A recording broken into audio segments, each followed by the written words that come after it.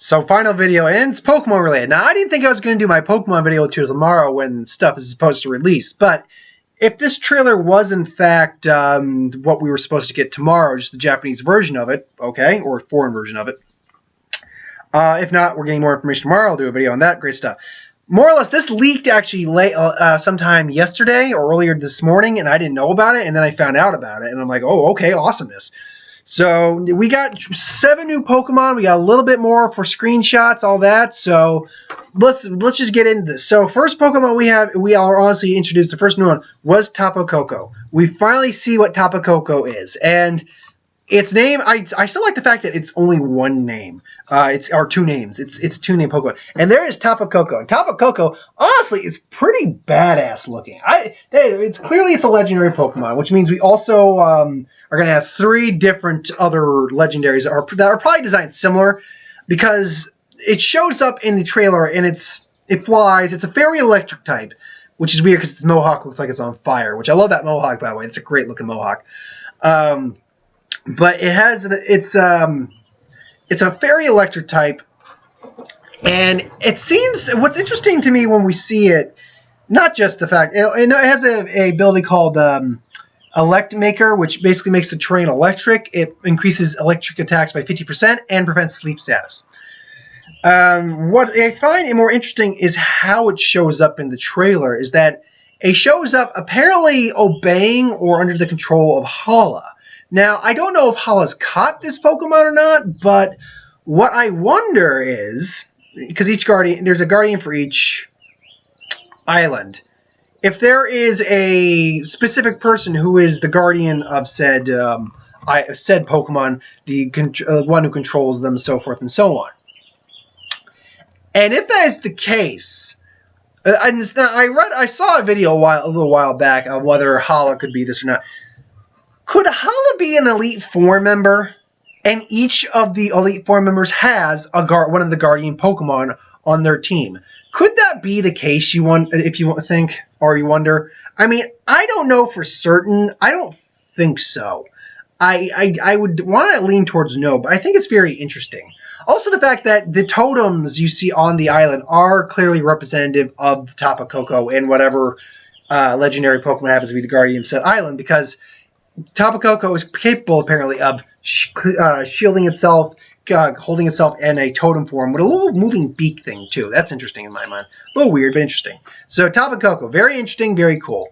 Then we got this Pokemon, which is called Charabug. Now, I don't know if this is the final name or not. We also have Vikavolt, which is its evolved form.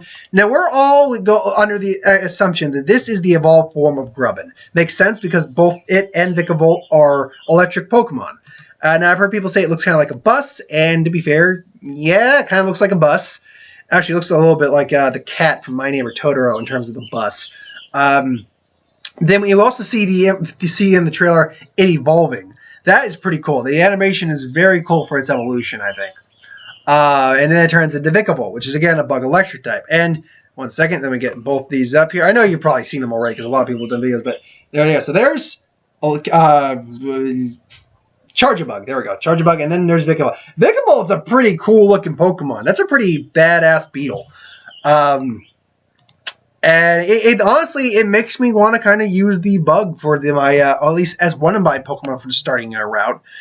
That's assuming I don't get. That's assuming I use Rowlet and don't capture the flying type of the area. But and then we get one of the ones that a lot of people are digging on, and me particularly. We got Drampa, the normal dragon type, who reminds me so much of flippin' Falcor. It's adorable. Look, I'm just if I get him, I'm going to name him Falcor. He is adorable. He is so cool looking. But also he also has some artwork where he looks pretty, honestly, pretty badass, pretty, awesome. Now, what's another thing that we should note on is that we see him, we see a fight between a Flygon and him in a cave. Where this cave is anyone's guess at the moment, because there's several caves apparently in the region, but not as much, I'd say, as there was in Kalos. After that, we move over to. And I heard one person make an interesting theory, is that if you look kind of at it, it's blue, white, and with that little bit of yellow.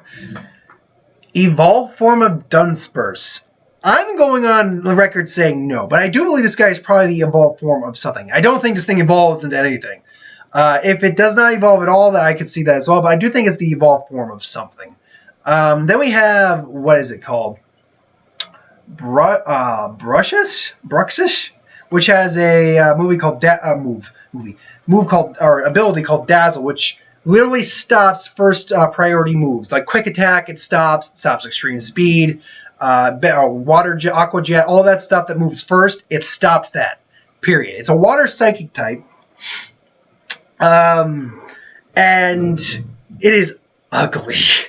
I'm sorry. This is an ugly-ass Pokemon. In terms of the designs, I was digging most of the designs so far, and then I look at this thing, and I'm like, this thing is ugly.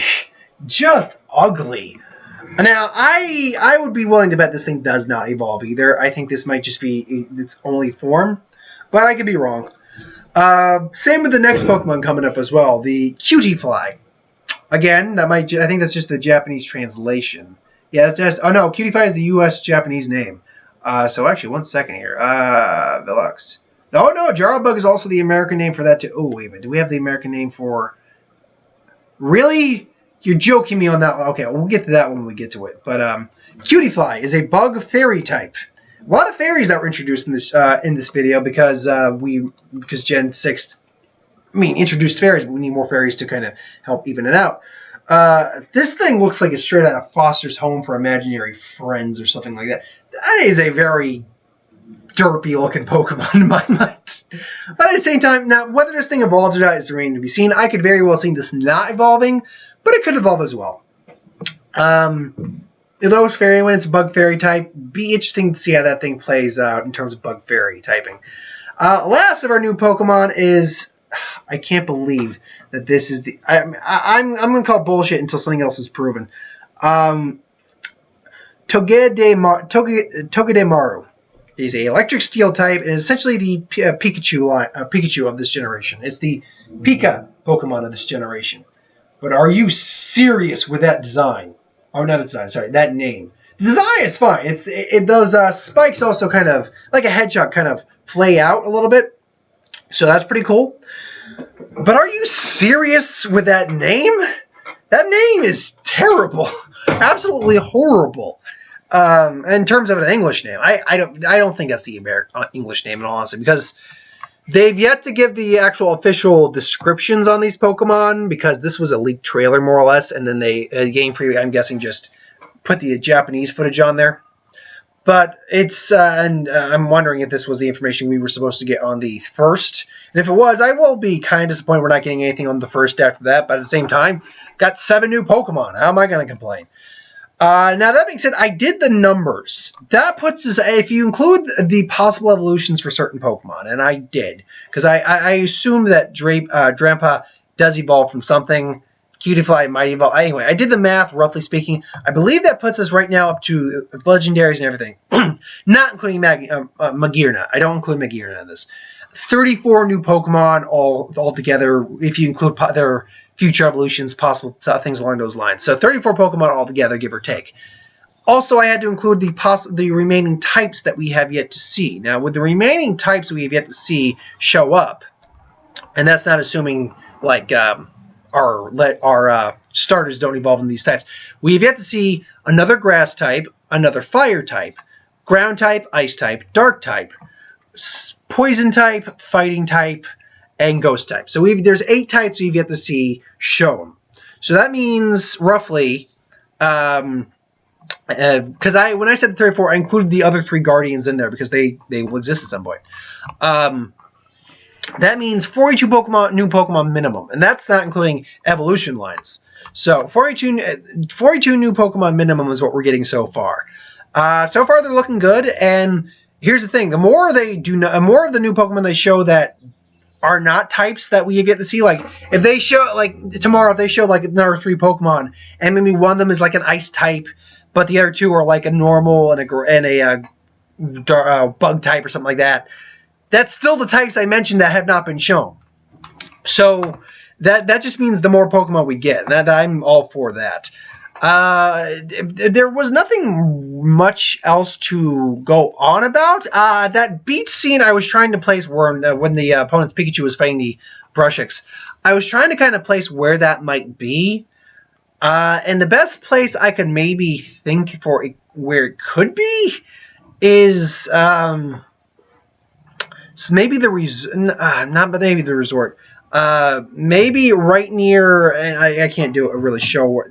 You know where that lighthouse you see is? Somewhere along the lines of that area, but I could be completely off on that, and whatever. If I'm off on that, I'm off on that. But overall, that's my thoughts on the new Pokemon. I think besides the Cutie-Fly, which is kind of derpy, and the fish, I like the designs of all of them.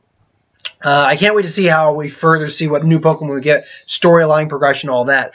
Now, that being said, while I want to know at least some of the story, I don't want to know everything, obviously, and I'm going to try to avoid walkthroughs very much for my first playthrough of this year, before I get the game. I'm avoiding walkthroughs, because I'm sure people are honestly, I might consider pre-ordering the game myself.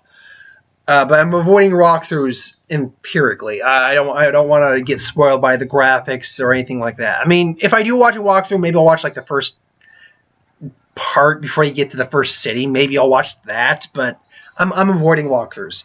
I'm avoiding any real story details. I'm also going to avoid as many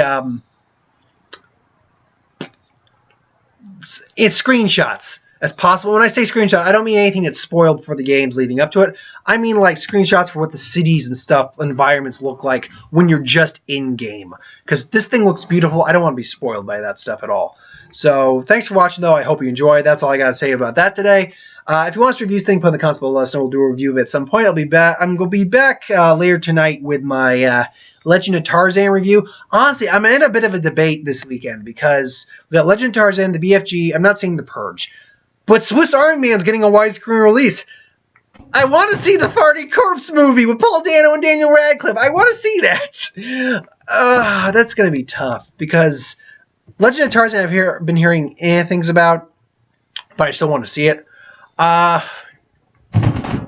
I feel like I should see that, but I want to see Swiss Army. I might bite the bullet and do like 3 movies this weekend. I know that'd be a little taxing on my wallet, but whatever. I kind of want to do it. But anyway, that's neither here nor there. So thanks for watching, though. I hope you enjoyed. Like, comment, share, subscribe. I'll see you folks next time.